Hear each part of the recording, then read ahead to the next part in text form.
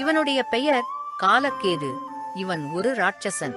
இவன் என்னதான் ராட்சசனாக இருந்தாலும் மற்ற ராட்சசர்களைப் போல மனிதர்களை தன்னுடைய எதிரியாக இவன் எண்ணுவதில்லை. அதனால் இவன் எப்பொழுதும் மனிதர்களை வேட்டையாடி உண்பதில்லை. ஆனால் அவனுடைய வயிறை பட்டினி போட முடியாதல்லவா? அதனால் காட்டு விலங்கை மட்டும் வேட்டையாடி உண்பான். அதுவும் அவனுக்கு பசி வந்தால் மட்டுமே. ஆனால் மற்ற ராட்சசர்களைப் போல தன் பலத்தை நிரூபிக்க மனிதர்களை துன்புறுத்தும் மாட்டான். மற்ற விலங்கினங்களையும் துன்புறுத்த மாட்டான்.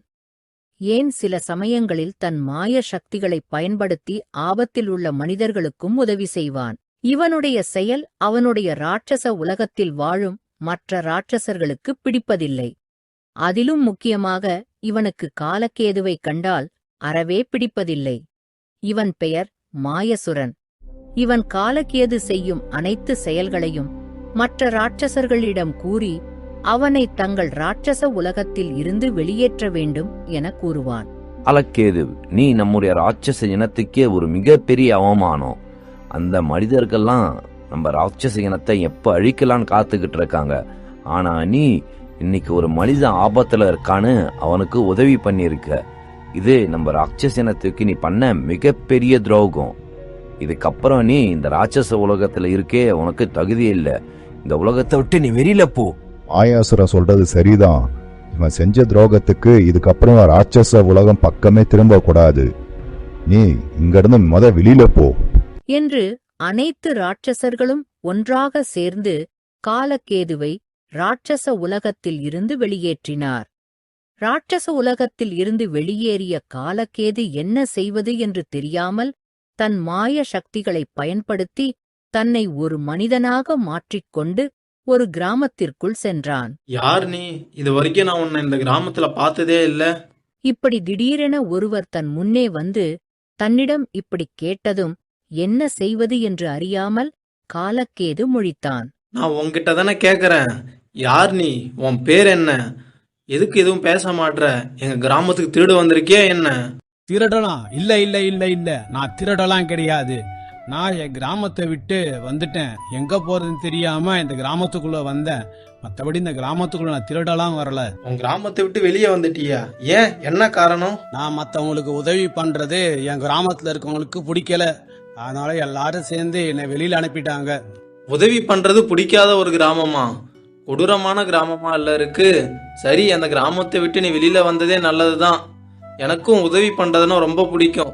இப்போ நீ எங்கேயும் போறதுக்கு இடம் இல்லாம சுத்தி தெரியறேன்னு நினைக்கிறேன். வா என் வீட்டுக்கு. என் வீட்டுல நான் மட்டும்தான் இருக்கிறேன். என் கூட வந்து கொஞ்ச நாளைக்கு தங்கு. என்ன என்ன உங்க வீட்டுல அனுமதிப்பீங்களா? ஆமா, நீயும் என்ன மாதிரி ஒரு மனுஷன் தானே. கஷ்டத்துல இருக்க ஒரு மனுஷனுக்கு இன்னொரு மனுஷன் தானே உதவி பண்ணணும். நானும் மனுஷன்தான்.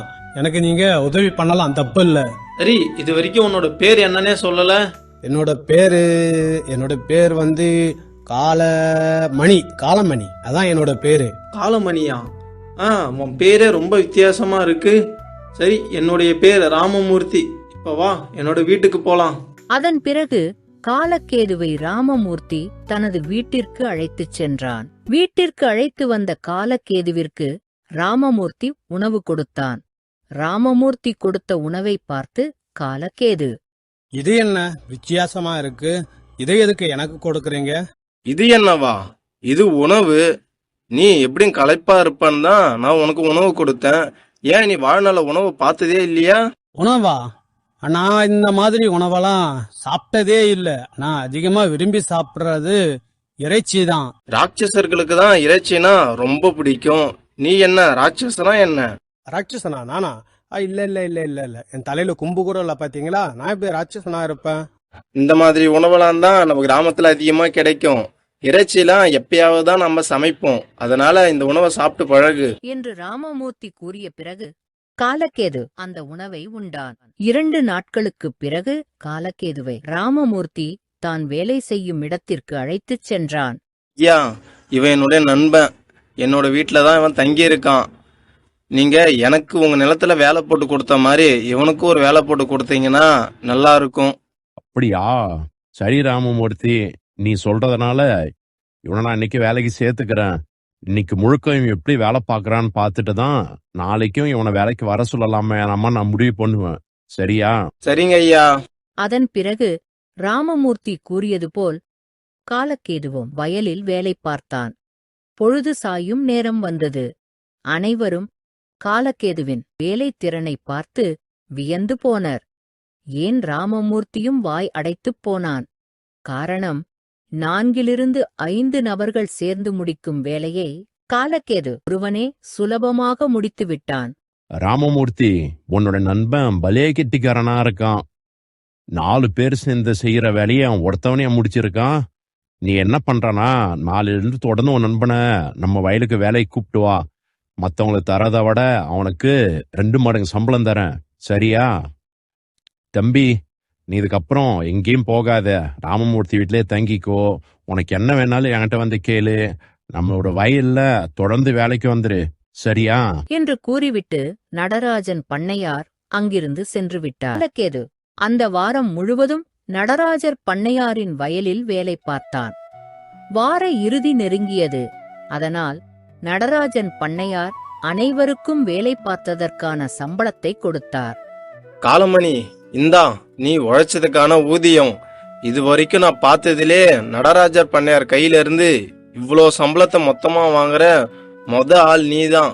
இந்தா உன்னுடைய சம்பளம். ஆமா, இது என்ன காகிதம்? இது எதுக்கு அவர் நம்ம கிட்ட கொடுக்கறாரு?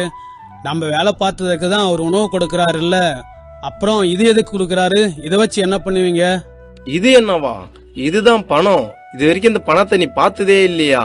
ஆச்சரியமா இருக்கு.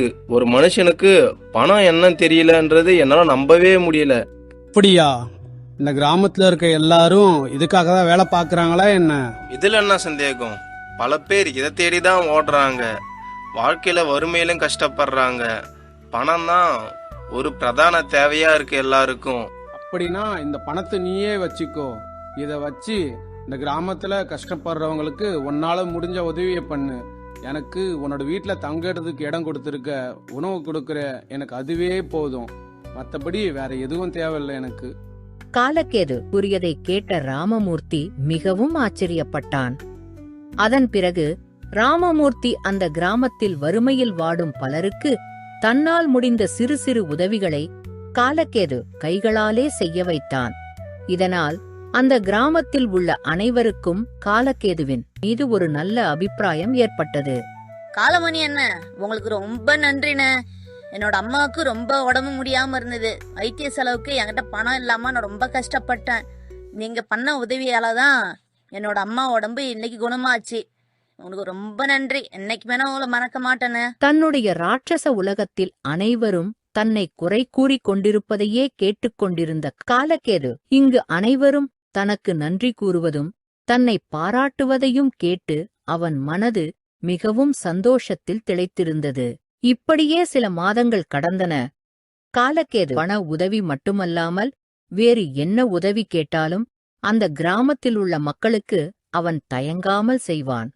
என்னதான் அவன் கிராமத்து மக்களுக்கு உதவி புரிந்தாலும் அவன் ஒரு ராட்சசன் அல்லவா? அவனுடைய மாமிச தாகத்திற்கு அவன் உணவளித்தே ஆக வேண்டும். அதனால் அனைவரும் உறங்கிய பிறகு நடு ஜாமத்தில் அவன் காட்டிற்குள் சென்று தன்னுடைய ராட்சச உருவத்திற்கு மாறி ஏதாவது ஒரு மிருகத்தை வேட்டையாடி உணவாக உண்டுவிட்டு யாருக்கும் தெரியாமல் ராமமூர்த்தி வீட்டில் வந்து படுத்து விடுவான்.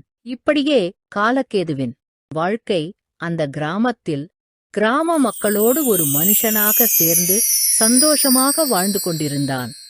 ஆனால் அந்த ஒரு நாள் வரும் வரை நம்மோட ராட்சச குரு நரபலிக்கு ஒரு சிறுவன் தேவைப்படுறதா சொன்னாரு. எனக்கு தெரிஞ்சு இந்த சிறுவன் அதுக்கு சரியா இருப்பான். இப்பவே இவனை கடத்திக்கிட்டு நம்ம ராட்சச உலகத்துக்கு போயிட வேண்டியதான் என்று எண்ணி மாயசுரன் அந்த சிறுவன் முன் தோன்றினான். ஒரு அசுரன் தன் முன் தோன்றியதை பார்த்தவுடன் அந்த சிறுவன் பயத்தில் அலற ஆரம்பித்தான். காப்பாத்துங்க, யாராவது என்ன காப்பாத்துங்க. ராட்சசன் யாராவது என்ன காப்பாத்துங்க. அந்த சிறுவனின் குரல் கேட்டு அனைவரும் அங்கு ஓடி வந்தனர். காலக்கேதும் அங்கு வந்தான். அப்பொழுது அங்கு மாயசுரன் இருப்பதை பார்த்து காலக்கேது மிகவும் அதிர்ச்சியடைந்தான். இவன் அந்த சிறுவனை நரபலிக்காக கடத்திச் செல்ல வந்துள்ளான் என்பது அவனுக்கு நன்றாகத் தெரியும். ஆனால் மாய சுரனை எதிர்த்தால் தன்னுடைய அடையாளம் வெளிவந்துவிடும் எனவும் அவனுக்குத் தெரியும். ஆனால் என்ன நடந்தாலும் சரி என அந்த சிறுவனை காப்பாற்ற முடிவெடுத்தான் காலக்கேது. அதனால் சிறிதும் தாமதிக்காமல் மாயாசுரனை காலக்கேது தாக்கினான். அதன் பிறகு காலக்கேது மனித உருவத்தில் இருந்தாலும் மாயசுரன் அவனை அடையாளம் கண்டு கொண்டான். துரோகி காலக்கேது, நீ இவ்வளவு நாள் மனுஷங்களுக்கு உதவி பண்ண, ஆனா இப்போ மனுஷங்களோடு மனுஷங்களாவே மாறிட்டியா? நீ ராட்சஸ் இனத்துக்கே ஒரு மிகப்பெரிய அவமானம். நீ உன்னோட அடையாளத்தை மறைச்சு இந்த மனுஷங்க கிட்ட வாழ்ந்துட்டு வரல. உண்மையான அடையாளம் தெரிஞ்சா இந்த மனுஷங்க உன்னை எப்படி நடத்துவாங்கன்னு உனக்கு தெரியாது. அதை நீ தெரிஞ்சிப்ப என்று கூறி தன் பலத்தை பயன்படுத்தி மாயசுரன் காலக்கேதுவை தாக்கினான். கீழே விழுந்த காலக்கேது தன்னுடைய உண்மையான உருவத்திற்கு மாறினான். அதன் பிறகு மாயசுரன் அங்கிருந்து மறைந்து விட்டான். அதன் பிறகு எழுந்து நின்ற காலக்கேது தன்னை சுற்றியிருந்த அனைவரும் தன்னை பயத்துடனும் குழப்பத்துடனும் பார்ப்பதை கவனித்தான். நான் சந்தேகப்பட்டது உறுதியாயிடுச்சு. எப்படி ஒரு மனுஷனால சோர்வே இல்லாம நாள் முழுக்க உழைக்க முடியும்? அது மட்டும் இல்லாம உலகத்துல பணத்துக்கு ஆசைப்படாத மனுஷனே கிடையாது. இப்ப என்னோட சந்தேகம் உறுதியாயிடுச்சு. இவன் ராட்சசன். இவனால நம்மளுக்கு என்னைக்கா இருந்தாலும் ஆபத்து தான். இவனை நம்ம பிடிச்சி நம்ம நாட்டோட அரசர்கிட்ட ஒப்படைச்சா அவர் இவனை சிறையில அடைச்சிருவாரு. என்னது, சிறையில் அடைக்கிறதா? இந்த மாதிரி ராட்சசனெல்லாம் கைது பண்ணி சிறையில் அடைக்க கூடாது. இவனுக்கெல்லாம் மரண தண்டனை விதிக்கணும் என்று அனைவரும் காலக்கேதுவுக்கு எதிராக பேசினார். ஆனால் ராமமூர்த்தியோ பல மாதங்களாக காலக்கேதுவுடன் நெருங்கிய நட்பில் இருந்தவன். அதனால் காலக்கேதுவின் நல்ல உள்ளம் அவனுக்கு தெரியும். ஆமா, நீங்க சொன்ன மாதிரி இவனை சிறையில் அடைக்கணும். ஆனா எதுக்கு? இவன் உழைச்சு சம்பாரிச்ச பணத்தை இந்த கிராமத்துல கஷ்டப்படுற மக்களுக்கு கொடுத்து உதவி பண்ணானே, அதுக்காக. ஆமா, இவனை கொல்லணும். அதுவும் எதுக்காக? நீ அன்னைக்கு பாம்பு கடிச்சு மரணத்தோடு போராடும் போது இங்க இருந்து பல மைலுக்கு உன்னை தோல்லே சுமந்துட்டு போய் உன்னை மருத்துவர்கிட்ட சேர்த்து உன் உயிரை காப்பாத்தினால, அதுக்காக. இவனை இந்த கிராமத்தை விட்டு துரத்தணும். அதுவும் எதுக்காக? இந்த கிராமத்துல இருக்க மக்கள் எல்லார்கிட்டையும் இவன் இத்தனை நாள் அன்பு பாராட்டினதுக்காகவும், தன்னோட இனத்துல இருக்க ஒரு அசுரனே எதிர்த்து இந்த சிறுவனை இன்னைக்கு காப்பாத்தினதுக்காகவும் கண்டிப்பா இவனை கிராமத்தை விட்டு துரத்திதான் ஆகணும்ல என்று ராமமூர்த்தி கேட்டவுடன் அனைவரும் ஒரு நிமிடம் யோசித்தனர். அப்பொழுது அந்த இடத்திற்கு நடராஜர் பண்ணையார் வந்து சேர்ந்தார். நடந்த எல்லாத்தையும் நானும் பார்த்துட்டு தான் இருந்தேன். இவன் ஒரு அசுரன். இவனை இப்ப பார்த்தா எனக்கே பயமா இருக்கு. ஆனா இவன் பல மாதங்களா நம்ம கிராமத்துல தங்கி இருக்கான். இவன் உதவி பண்ணாத ஆளே இல்ல. ஏன், எனக்கே தனிப்பட்ட முறையில சில உதவிகள் பண்ணியிருக்கான். அது மட்டும் இல்லாம இவன் அசுரனா இருந்தாலும் இவன் இத்தனை மாதம் நம்ம கிராமத்துல தங்கி இருந்தான். ஆனா நம்ம கிராமத்துல இருந்து ஒரு கோழியோ ஒரு ஆடோ ஒரு மாடோ எதுவுமே இது வரைக்கும் தொலைஞ்சு போனதில்ல. இவன் வேற எதுக்கும் ஆசைப்பட்டதில்ல, பணத்துக்கும் ஆசைப்பட்டதில்ல. நம்ம கிராமத்தோட மக்களோட அன்புக்கு மட்டும்தான் இவன் ஆசைப்பட்டான். இந்த மாதிரி ஒரு நல்ல அசுரனை நம்ம சிறையில் அடைக்கிறது ரொம்ப பெரிய தப்பு. ஆனாலும் இவன் நம்ம கிராமத்துல வச்சிருக்க முடியாது. காரணம், இவன் ஒரு அசுரன். இவனை பார்த்து கிராமத்துல இருக்க எல்லாரும் பயப்படதான் செய்வாங்க. இத்தனை நாள் இவன் அந்த கிராமத்துல இருக்க மக்களுக்கு செஞ்ச நல்லதெல்லாம் நீங்க மனசுல வச்சு நீங்க எனக்கு ஒத்துழைச்சிங்களா? நான் இவன் தங்கறதுக்கு நம்ம கிராமத்தை ஒட்டி இருக்க காட்டுல ஒரு இட வசதி செஞ்சு தரேன். அது மட்டும் இல்லாம அந்த காட்டை ஒட்டி இருக்க என்னோட நிலத்தை இவன் பராமரிச்சுட்டு வந்தானாக்கா இவனுடைய வாழ்வாதாரத்தை நான் பாத்துக்கிறேன். நீங்க என்ன சொல்றீங்க? தயவு செஞ்சு காலமணி என்னன்னா எதுவும் பண்ணிடாதீங்க. அவர் மட்டும் இல்லனா என்னால என்னோட அம்மாவை காப்பாற்றி இருக்க முடியாது. அது மட்டும் இல்லாம அவர் இல்லனாக்கா இப்போ நான் உயிரோட உங்க முன்னாடி இருக்கவே முடியாது. உங்களை கெஞ்சி கேட்கிறேன், அவர் எதுவும் பண்ணாதீங்க. அந்த சிறுவன் கூறியதையும் நடராஜன் பண்ணையார் கூறியதையும் கேட்ட கிராம மக்கள் இவ்வளவு நாள் காலக்கேது தங்களுக்கு செய்த உதவியை மனதில் வைத்துக்கொண்டு நடராஜன் பண்ணையார் கூறியதற்கு சரி என ஒப்புக்கொண்டனர். காலமணி, நீ ஒரு அசுரனா இருந்தாலும் உன்னோட நல்ல எண்ணம் எனக்கு புரியுது. உனக்கு நான் காட்டுல ஒரு வீடு கட்டி தரேன். நீ அங்க தங்கி அதை ஒட்டி இருக்க என் நிலத்தை முழுசா பராமரிச்சு விவசாயம் பண்ணு. உனக்கு உதவியா ராமமூர்த்தியும் தினமும் அங்க வந்து உன் கூட வேலை பார்ப்பான். உனக்கு ஏதாவது தேவைப்பட்டதுன்னா நீ மனுஷ உருவத்துல என்னை வந்து வீட்டுல சந்திச்சு எதுவா இருந்தாலும் கேட்கலாம். உனக்கு எந்த பிரச்சனையும் வராது. ஆனா நீ இந்த கிராமத்தை மற்ற அசுரர்கிட்ட இருந்தும் கொடி விலங்குகிட்ட இருந்தும் பாதுகாக்கிற வேலை உன்னோட பொறுப்பு. நடராஜன் பண்ணையார் கூறியதை கேட்ட ராமமூர்த்தியும் காலக்கேதும் மிகவும் சந்தோஷப்பட்டனர். நடராஜன் பண்ணையார் சொன்னபடியே அந்த கிராமத்தை ஒட்டியுள்ள காட்டில் காலக்கேது தங்குவதற்கான வசதியை ஏற்படுத்திக் கொடுத்தார். அதன் பிறகு பகலில் ராமமூர்த்தி தன்னுடைய நெருங்கிய நண்பனான காலக்கேதுவுடன் சேர்ந்து நடராஜன் பண்ணையார் நிலத்தில் வேலை பார்ப்பான். இரவானதும் கிராமத்தில் உள்ள தனது வீட்டிற்கு வந்து விடுவான். இப்படியே இருவரது வாழ்க்கையும் சந்தோஷமாக சென்றது.